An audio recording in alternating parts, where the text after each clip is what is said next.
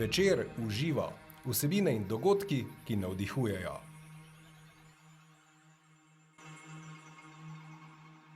Nova epizoda podcasta Večer uživa je to. Dobrodošli. Tokrat smo v prijetnem pogovoru o življenju ujeli Adija Smolarja. Kantavtor in pisatelj nam je zaupal, da nujno potrebuje samoto. Zakaj? Slišali boste. Povedal je tudi, kaj ga radosti, kako doživlja trenutno družbeno situacijo in kako jo izkorišča za to, da postaja še boljši človek, še bolj zavesten, srčen in predan opazovalec drobnih stvari, ki jih najlažje najde v naravi. Tja ga zadnjih 10 let redno spremlja tudi Megi, navihana, predana in zvesta kosmatinka. Adi pravi, na svetu smo, da se osrečujemo. In tega nikar ne pozabite. Dobrodošel, Adi Smolar. Dobrodošel, Adi Smolar, v našem podcastu. Povejte mi, kako ste? Ja, najlepša hvala za vprašanje. Bi dejal, da zame velja isto pravilo kot za večino pripravljalcev Evrope in tudi sveta. Veliko časa posvečamo sami sebi in po spravljanju in čakanju na lepše čase, ko bo nam dovoljeno spet druženje. Je pa res tudi to, da v vsaki stvari, ki se ti zgodi v življenju, se da najti tudi kaj pozitivnega. Tako da pozivam vse ljudi, da prepoznajo tudi kakšno priložnost, da počnejo stvari, ki jih prej zaradi obveznosti in podobnih stvari niso mogli in da izkoristijo ta čas teh omejitev za kaj pozitivnega in da damo na ospredje še zbir pozitivno in dobro voljo. Super. No ravno to zdaj je fajn istočnica. Povejte mi, kaj ste vi osebno zdaj iz tega obdobja potegnili? Kako priložnost vam je dalo to obdobje? V tem času, se pravi od marca do zdaj, se že leta ni zgodilo, da bi bil toliko časa brez nekih večjih obveznosti. In prijetno me presenetilo dejstvo tako, da ne trpim zaradi tega. Se pravi, nisem zelo se čutil zdaj prikrajšenega za ne vem kaj, ker pač ni bilo nastopov, ampak sem pač preusmeril svojo energijo pa svoje interese v stvari, ki so mi dosegljivi. To pomeni najprej po spravu, seveda, potem pa začel brati stvari, ki sem jih odlagal na stran, ker sem si knjižnico pospravil, končno sem zdaj ugotovil, koliko knjig imam kupljenih, nisem jih pa še utegnil brati, tako da pretežno delam na tem, da berem stvari, ki me zanimajo in pa seveda tudi, da se posvečam v mislih pravzaprav stvarem, ki so me prej so ostale na strani. Se pravi, posvečam se razmišljanju o sebi, še bolj intenzivno, o odnosih do ljudi, do sveta. Vse to imam zdaj čas in tudi, ko grem skozi življenje, prepoznam stvari, ki sem jih morda prej spregledal. Čeprav sem jaz znan po tem, da sem že prej znal doumeti, kaj je smisel ta pravega življenja, zdaj temu dajem še večji poudarek. In spet bom dejal, ni mi dolg čas in to je zame velika, taka prijetno spoznanje, da tudi sam sabo ne trpim. To ste eden redkih, ampak smo posamezniki, ki smo ravno to noto prepoznavali zdaj v tem obdobju. Bomo rekla, pa večina je pa še zmer takih, ko trpijo ali pa se ne znajdejo ali pa jim je to zdaj konec sveta. Kaj bi vi mogoče svetovali ljudem, ali pa svetovali se zdaj, ali pa jim mogoče kak namig, da jim olajša to neke muke ali pa negotovost? Ja, moja velika želja je, da bi se vsaj mladini omogočilo normalno druženje. Mislim, da je obdobje otroštva in mladih najstniških let, takrat je zelo pomembno, da gojiš tudi te socialne stike. Tako da kljub tem omejitvam bi moralo biti narejeno tako, da bi njim bilo omogočeno preživljanje mladosti bolj normalno. Mi starejši smo že izkušeni, mi smo že marsikaj preživeli, nam to ni tako zelo težko. Tako da starejši mislim, da moramo se podrediti potrebam mladih, ki pa res izdatno sedaj trpijo, ker oni še gradijo odnose med seboj, oni še gradijo izkušnje in če jim bo to odvzeto, bodo velike težave. Tako da pravzaprav je res odvisno, da ne govorimo o starostnikih, je tudi zelo težko. Ljudje, ki so že itak sami, ki so odrinjeni, so sedaj še bolj osamljeni, še bolj odrinjeni, še bolj ogroženi. Teda to sta dve skrajnosti, se pravi otroci in starostniki, njim se je treba najbolj posvetiti. Mi ostali srednjih let Mislim pa, da ne smemo z neke nevoljo pa neučakanjost od tega sprejemati, ker po mojem je bilo samo vprašanje časa, da se bo kaj takega zgodilo. Zaradi globalizacije, zaradi stikov, ki jih imamo po celem svetu ljudje med sabo, zaradi potovanj, pa to je slej ko prej se je nakazovalo, da bo do česa takšnega prišlo.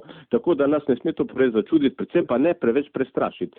So energijo pozitivno dati, kot sem dejal, usmeriti v olajšanje življenja mladih, starejših in pa hkrati se zavedati, kako zelo človek vpliva na okolje, ker tudi okolje samo, onesnažen zrak recimo, zelo poslabša lahko stanje bolnikov, torej se moramo preusmeriti v tem malo bolj manj egoističnem odnosu do sveta in življenja in se preveč bolj usmeriti v splošno dobro. Tako da po tej plati jaz upam, da se bo marsikdo sedaj tudi zamislil in bo v prihodnje deloval v tem smislu poboljšanja odnosov in do vsega, kar nas obdaja.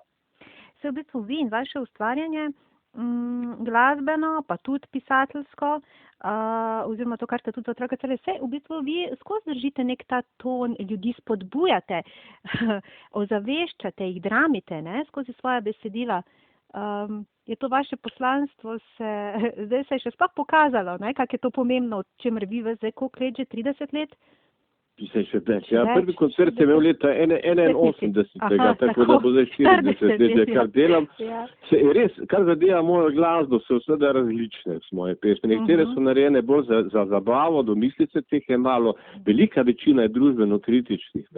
In se pravi pesmi, ki skozi humor tudi nekako zrcalo pokaže ljudem pa našim odnosom in vedno dajem pa seveda bo sprede, kot ste dejali, tudi poziv temu, da damo kaj, da lahko kaj popravimo, dajmo popraviti, ne, ajaj Slovenija, preveč si skregala, potem pa je treba delati, ne, in v tem stilu se pravi spodbujati, ker mislim, da je glasba zelo primeren način, opremljena z dobrim tekstom, je primer način, da neko idejo širiš med ljudi. Ne. Zgolj neko predavanje lahko suhoparno težko pritegne z pesmijo, ki je celo še opremljena z prijetno melodijo, ne, z nekim refrenom, a pa Bog ne da bi crknil televizor. Ne. Ta je zelo aktualna. Ne.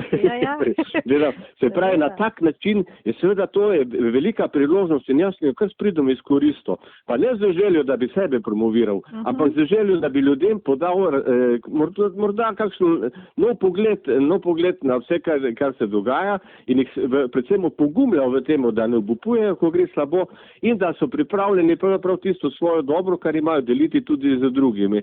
Jaz mislim, da je premalo zavedanja, da človek ni osamljen otoček, ki gre skozi življenje, ampak da smo pravzaprav mi zelo med sebojno povezani včasih celo bolj, kot se zavedamo.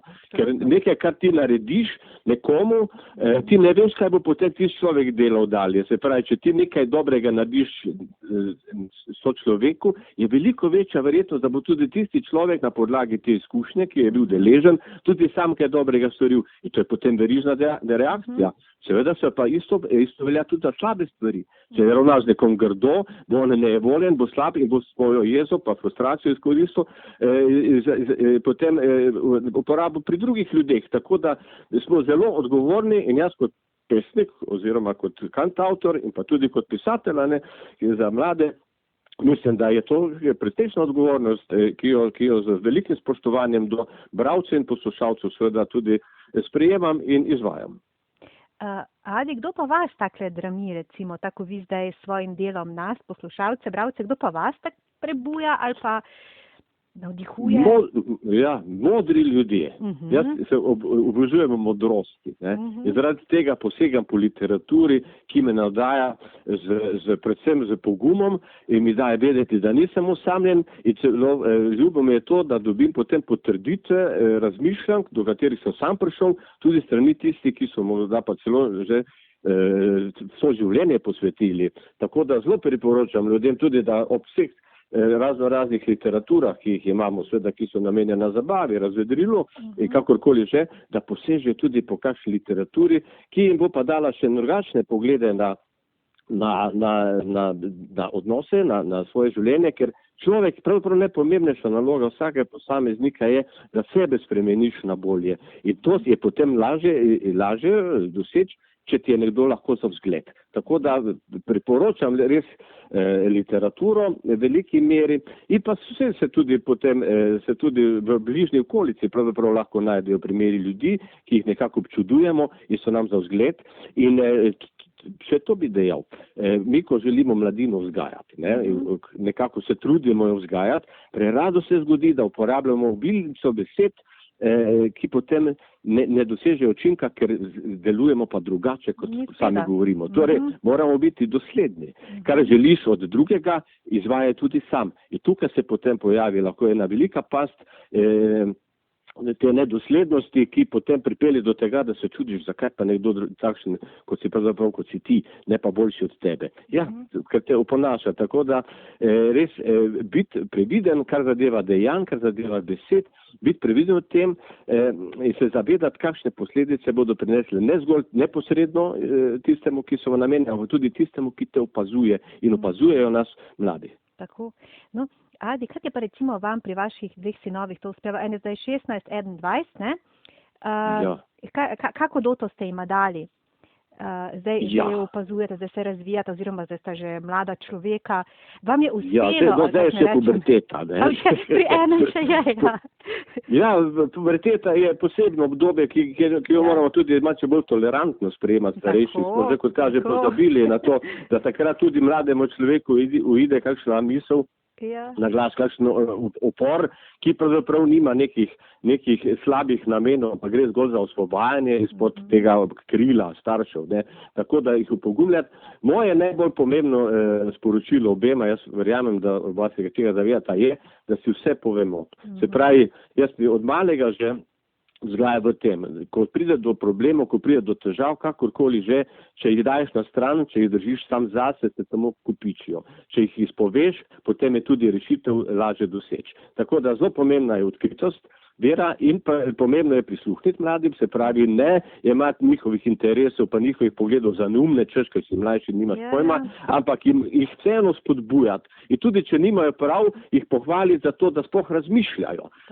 Se pravi, da niso samo ujeti v neko ponavljanje kot papirje tega, kar mi govorimo, pa da imajo sami neke ideje. In če imajo odštekane ideje, toliko bolje. Pravzaprav se to izkaže tudi, kar zadeva ustvarjanje. Če človek ohrani neko otroškost v sebi, neko domišljijsko nek domišljijski svet, ki ga je imel v mladih letih, če ga v poznejših letih ohrani, je to velika spodbuda za ustvarjanje novih stvari. Če gledamo na življenje stereotipno, tako kot smo odrasli vajeni, potem se ukalupiš.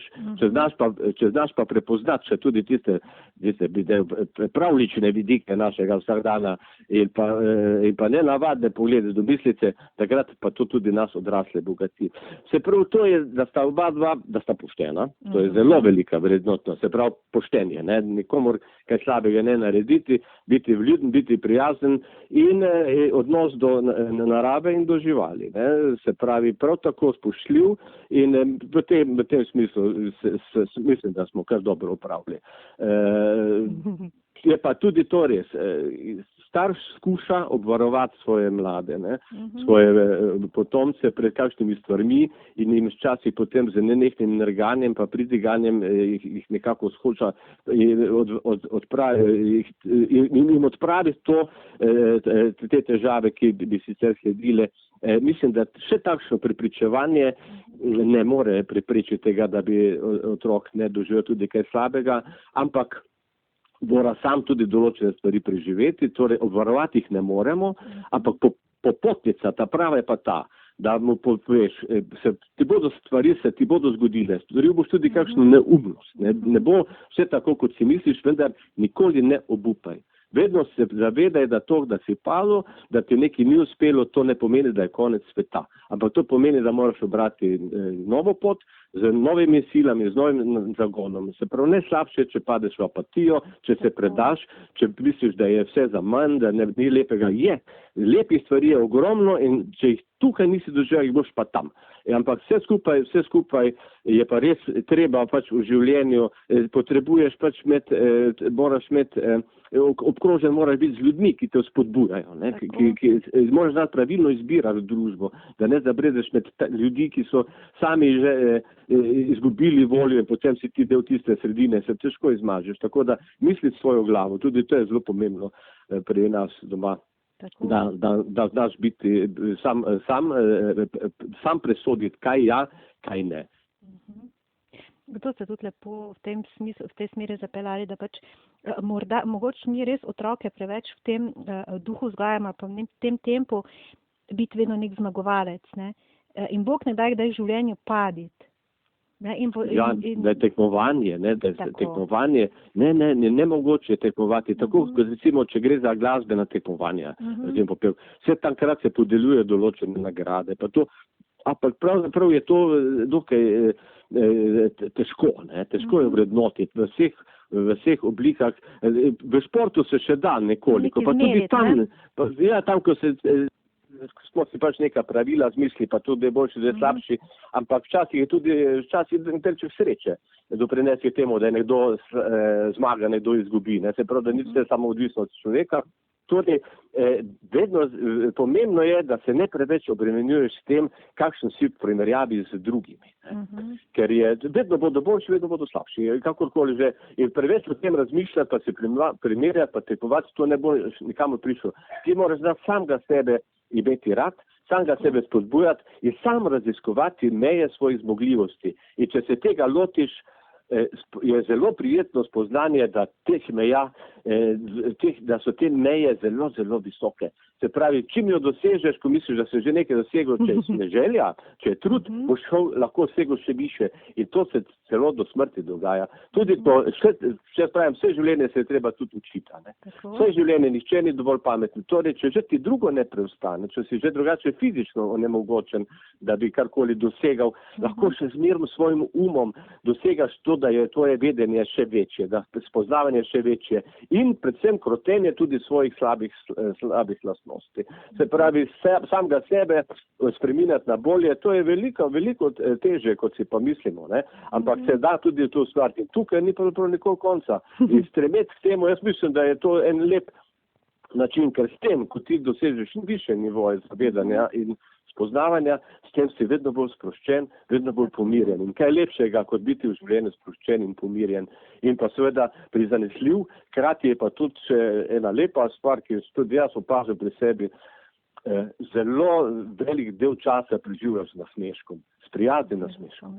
Ne s privoščljivim, ampak tistim spoštljivim, hvaležnim. In če dosežeš tak nasmešek, to je zelo, zelo, zelo prijetno občutek, ki ga vsem privoščim. Kaj pa vam recimo največkrat tak nasmešek zvabi na obraz? Kaj vas tako radosti pa razveseli? Ja, zdaj, sploh v teh časih, ko veliko časa preživljam doma, mi največkrat privabi nasmešek moj kuža. Imam psičko 10 let je z mano, moja Megi iz zavetišča je prišla v moje življenje in pravzaprav ona je tista, ki me zjutraj zbuja, ki me spravi na sprehod. In potem midva skupaj greva skozi dan in kar počne in njen odnos do vsega, kar z naj obdaja, je tako prisrčen, da priznam, da se velikokrat nasmehnem ravno njej. In potem tudi samemu sebi, ko spoznavam, kako je v mnogih ozirih dosti srečnejša od tistih ljudi, ki mogoče se zelo veliko hlepijo, ki zelo želijo, ki nekaj iščejo neko potešitvo. En moj mali kuža, ona je pa zadovoljna, če greja ven. Zelo velika modrost, ki me je ona naučila, je ta, da je vesela, ko sva zunaj, ne glede na vreme. Tudi če piha, tudi če dežuje, tudi če sneži, pa to ona je vesela. In to je pravi pristop do življenja. En kuža mi mora pokazati, da pravzaprav to, če zunaj piha pa je hladno, pa to, da to še ni razlog, da bi bil čemiren. Ona poskakuje in potem tudi jaz poskakujem. Bravo. Navkljub dežju ali pa vetru. In to je to, radostiti se je treba, ne radostiti se je treba majhnim stvarem in seveda potem opazovanje narave. Narava je takšna, kot je. Narava ne čuti posledic COVID-a, mislim, tako direktno, posledično, ja, se marsikakšno stanje se je celo za naravo izboljšalo v tem času, ko je bilo manj prometa, ampak moramo se zavedati, da te lepote, ki nas obdajajo, so še zmeraj takšne, kot so bile. Se pravi, razmere so za nas, za ljudi so kritične, svet je pa še zmeraj tako čudovit, kot je. In če ga prepoznaš, če ga opazuješ, potem si tudi malo boljše volje. Drugo je pa tudi to, tudi eno izmed mojih načel je takšno, mogoče malo tak klišejsko, ampak jaz si dostakrat rečem, lahko bi bilo še slabše.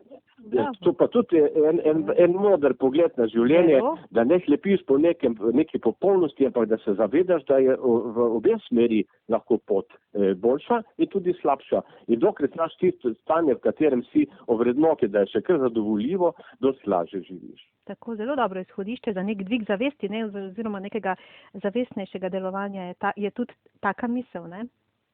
To, in pa tudi, da še takšno gorje, ki te tari, še takšne tegobe, ki te tarijo, te ne smejo do te mere zapreti samega vase, da bi ne opazil pa prepoznal tegob in težav drugih, ki so ob tebi, ali blizu, ali daleč.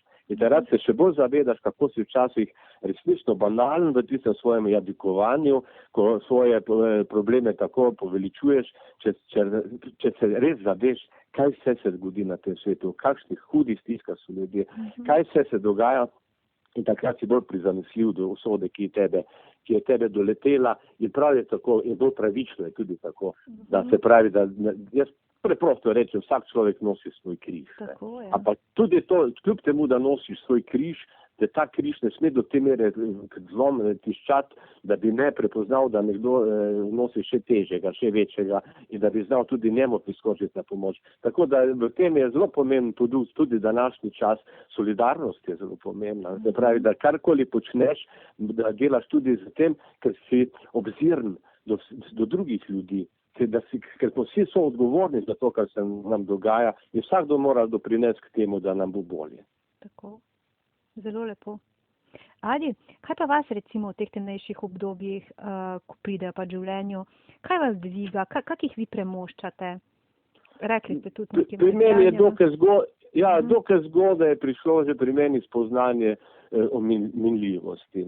Minljivost je beseda oziroma misli na minljivost se ljudje izogibamo, ne? In to je velika napaka. Jaz sem velik pristaš tega, da se moraš vsak dan sproti zavedati, da je vse minljivo. Eno pesem zdaj dokončujem. Vse v življenju mine, vse se spremeni. Odide med spomine, kot da se zgodilo ni. Zdi se kakor sanje, kar je nekoč bilo, grenko je spoznanje, da vrnilo se ne bo.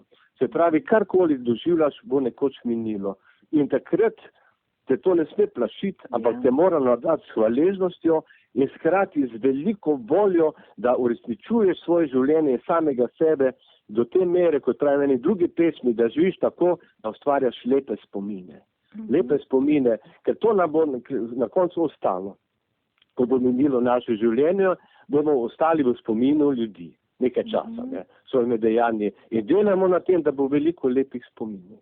In zaradi tega, ker se minljivosti globoko zavedam, zaradi tega tudi ne jemljem tako za zlo, karkoli se mi dogaja, in tudi zaradi tega ne paničarim, ampak se, to ima tudi eno pesem, da me vidi, bo umirati, ko rečem, povej najdražjim in pokaži jim, da imaš jih rad. Ne odlašaj se, morda bo kmalu znati. Pusti banalnosti v glavi in mej, kaj še lahko naredim, da bo življenje moje drugim dragocen spomin. No, zdaj, hote ali ne hote, pravzaprav vse to, kar sem vam zdaj govoril, pravzaprav vse to sem jaz tudi v svojih pesmih, že tudi preberze nekako v besedo, tako da če se bo kdo želel kakšnih mojih razmišljanj, pa pogleda v moj način razmišljanja, je treba samo pesmi preposlušati. Seveda, kot sem na začetku dejal, nekatere so res zabavne, ampak večina ima pa tudi sporočila, ki pa pridejo prav, ker moje pesmi mislim, da so zelo take za vsakdanjo rabo. In mi je prav všeč. Je se izkazalo, kot ste že sami dejali tudi v teh časih, da marsikdo nekako skozi te besede, ki sem jih jaz zapel, lažje doživlja tegobe, ki se pač zgodijo v življenju. Tako je. Ne, kot ste rekli, vi ste rekli, da radi prebirate modrice. Pa vi ste za marsikoga modrec tudi, ne? Saj ravno s temi svojimi sporočili. Ja,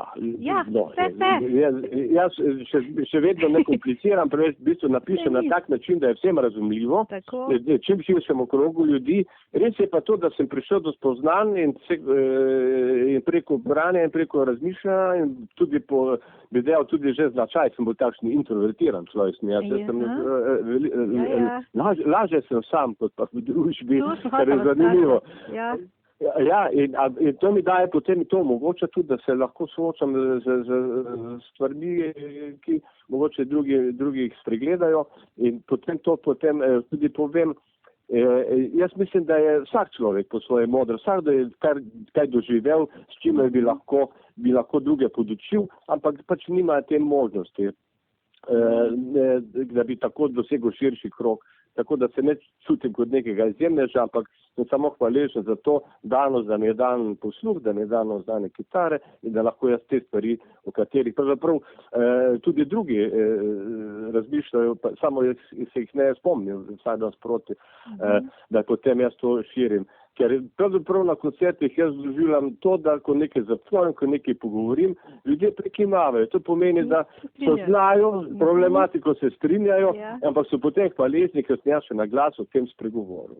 Tako da smo si potem, hitro smo si blizu. Tako da ne bi podcenjeval ljudi, da bi se ne zavedali, ampak če se pozabi v vsakdanjem tem življenju, mi pravzaprav pozabljamo na stvari, ki jih pravzaprav globoko v sebi poznamo. Tako. In vi spomnite, ne? V tem smislu. To jaz pa spomnim, da se kaj prebudi, pa se spomnimo. Da rožico papirja, je treba. Tako. Da se da tudi rožico papirja delati dobre stvari. Dostakrat so tudi te moje pesmi na tak način narejene, da nekako opozarjam na majhne pozornosti, na majhna prijazna dejanja, ki lahko osvetljujejo. Tako da nič se velikih beseda, pa velikih modrosti niso. V vsakdanjih stvareh, če imaš odprte oči, pa srce, potem v vsakdanjih stvareh, v majhnih stvareh vidiš čarobnost tega sveta in hkrati tudi priložnost, da osrečuješ. Mislim, da smo na tem svetu zato, da se osrečujemo med seboj. Ne pa, da si ga gremimo in jaz pozivam vse vedno znova, ko rečem, je treba delati dobro sebi in drugim. Tako. Krasno. Adi, omenili ste, da ste radi sami. Vse, kar bi se za enega umetnika oziroma ustvarjalca tudi pričakovalo, ker kak pa bi sicer ustvarjali, kot če ne bi znali biti malo sami in v nekem samoizpraševanju, ne? Ja, nujno potrebno je to, če želiš pisati besedila, ki so tehtna, a ne rabiš samo to, ker takrat se pesem se ne zgodi tako, da bi sedel za mizo pa napisal, ampak pesem dlje časa v glavi nosiš, ne, in iščeš primerne besede. Pa res je tudi to, da mora biti, glede na to, da ko sem na nastopih obdan z veliko ljudmi, pa tako naprej, to gre precej energije človek. Na koncertih se jaz dokaj razdam, ne, da po tem koncertu mi zelo ustreza, da se umirim, da se spet nekako soočim sam s sabo in potem pridobim dovolj energije, da jo spet razdajam ljudem. Ker pravi izvajalec tisti, ki res ima rad ljudi, gre na oder, ne da bi sebe poveličeval, ampak zato, da svojo energijo deli z drugimi ljudmi. In jaz to počnem, ko ste že sami prej zračunala okrog 40 let.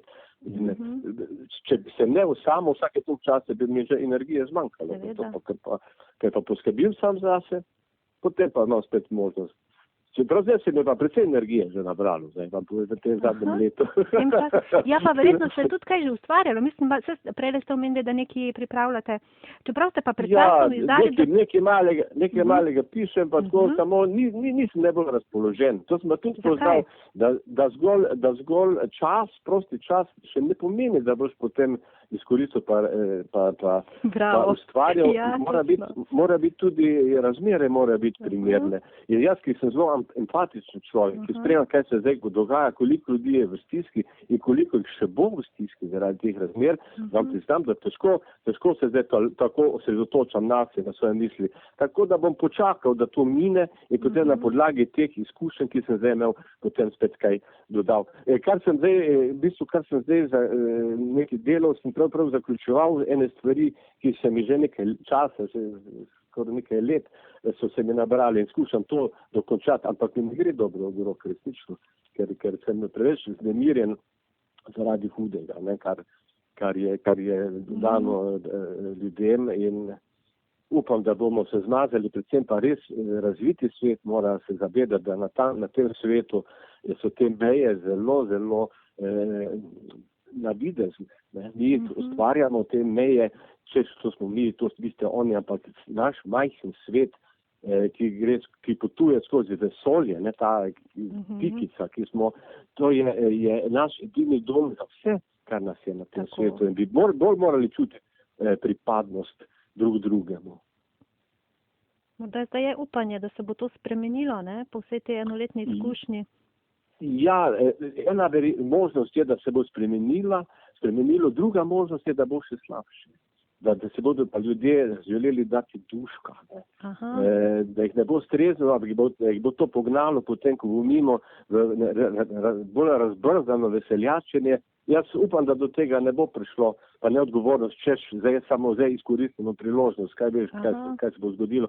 Se pravi, živeti z mislijo, da je ta svet še namenjen tudi bodočim rodovom. Na tak način je treba krotiti, pa brzdati svoje razpoloženje in svoje želje in svoja dejanja. Se pravi, karkoli že počnemo, ne iti v skrajnosti. Ravnovesje, ne?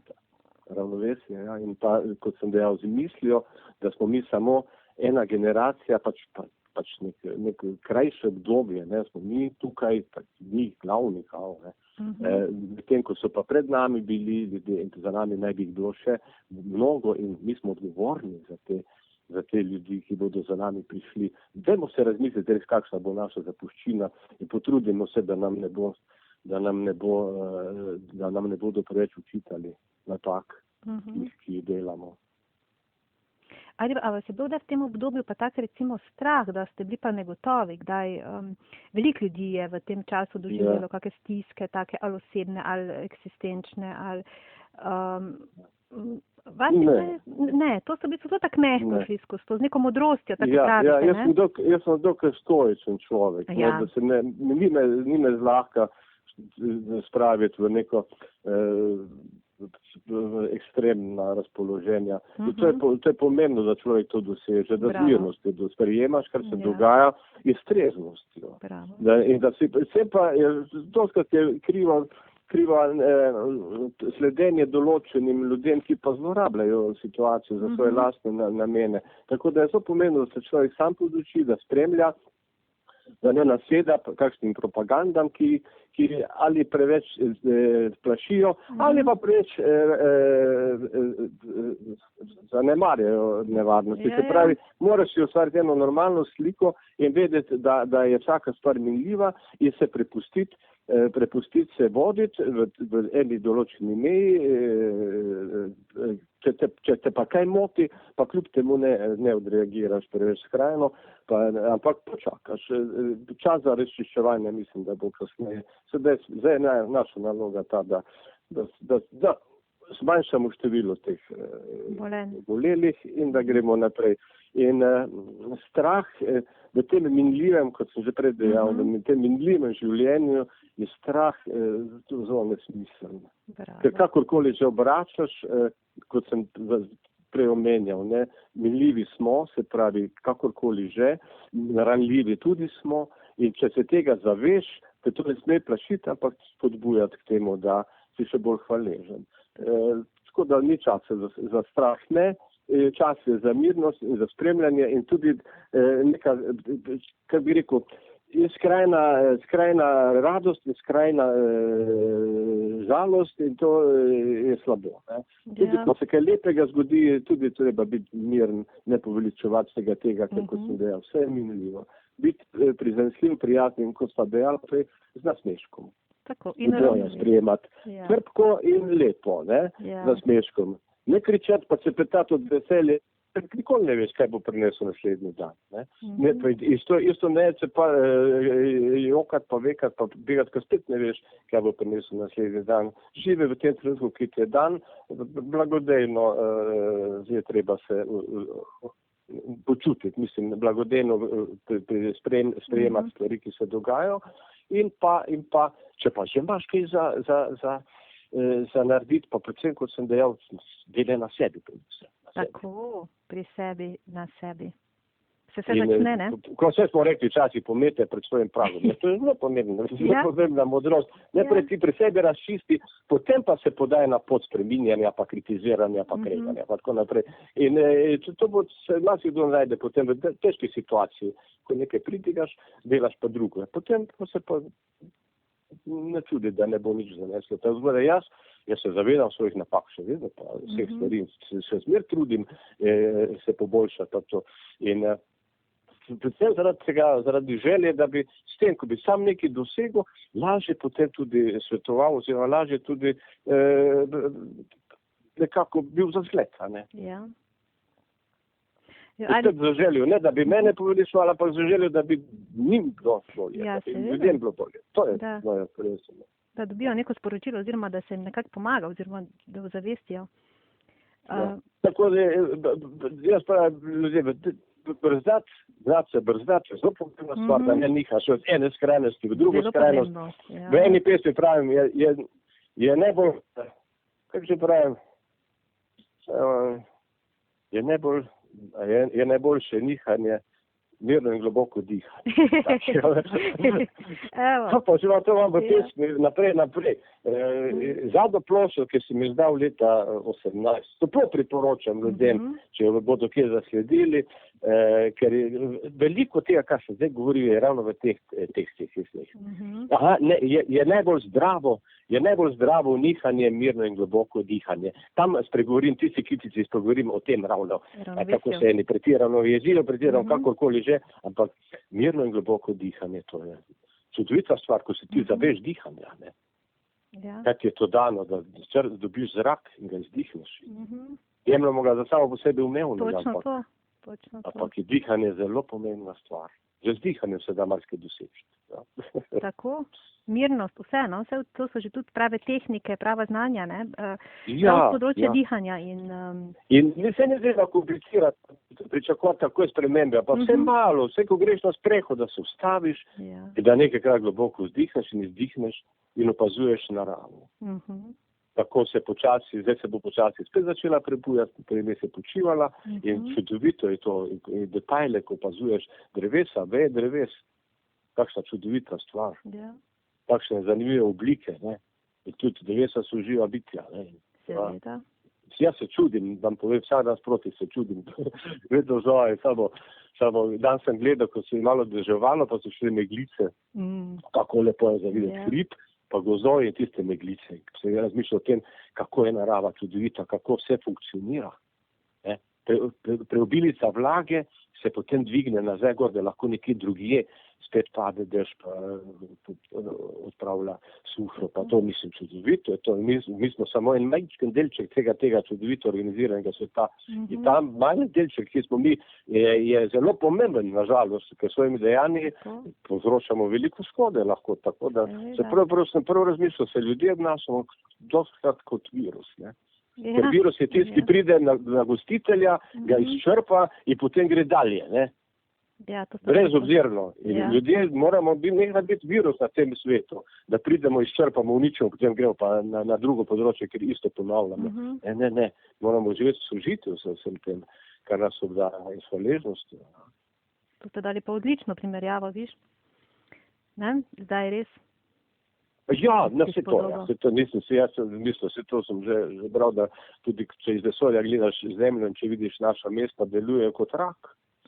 Svetloba, ne, je podobna rakastim celicam. Strašljivo, ne, če tako misliš, da človeštvo se razpreda po tem svetu z mislijo, da je zgolj svet namenjen samo nam. No, to imam tudi eno pesem na to temo. Za nas nasilje je pogum, pohlep več vreden kot razum. Ja, tako sem rekel. Eni pesmi, Tako, imate vi modrosti, res imate, ja? Ampak še zmeraj so take zlahka razumljive, tako da Sej modrost je preprosto povedana, mora biti. Ja, Lahko in predvsem bi razumljivo. ljudje bi pozval, naj se ne prestrašijo razmišljanja. Ja.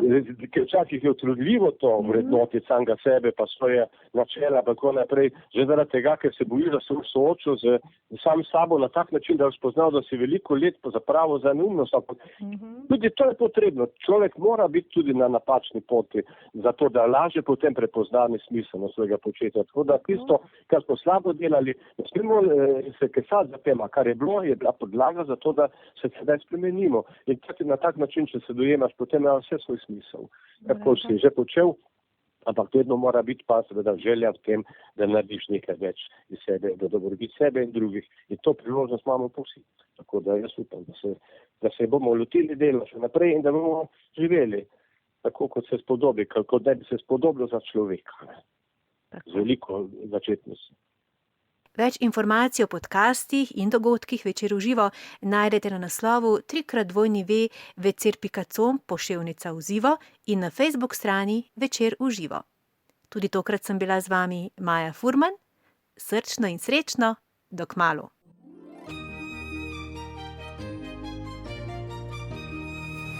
Večer v živo. Vsebine in dogodki, ki navdihujejo.